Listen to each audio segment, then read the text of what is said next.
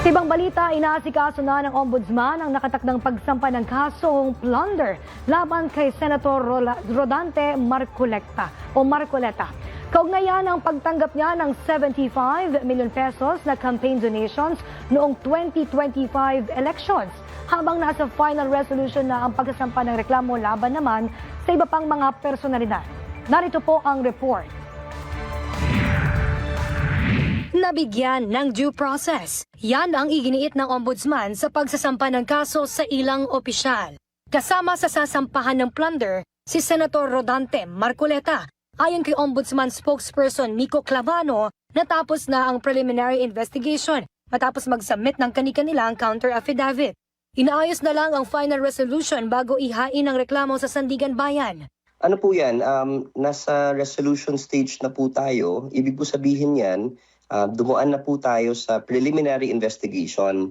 Ang proseso po kasi sa preliminary investigation, sir, ay papasagutin ho natin lahat ng respondent sa kaso. So ito po yung tinatawag na due process. So sila Senator Rodante Marcoleta, former Congressman Mike Defensor, among others, ay nakapagsagot na po at nakapagbigay ng kanilang counter affidavit.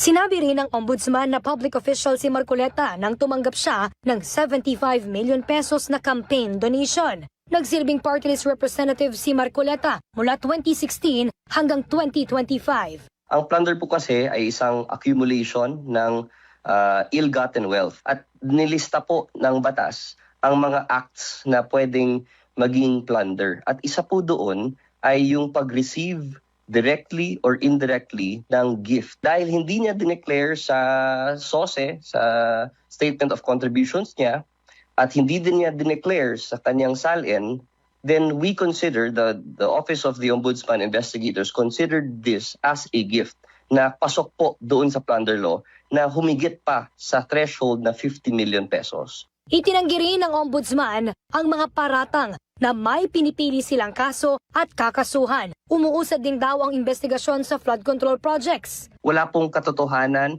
na targeted po ang ating efforts. Marami din po siyang inanunsyo na ibang kaso, lalo na po yung sa mga contractor na matagal na naming ini-investigate. No? So malapit na din po yan na pumasok sa preliminary investigation.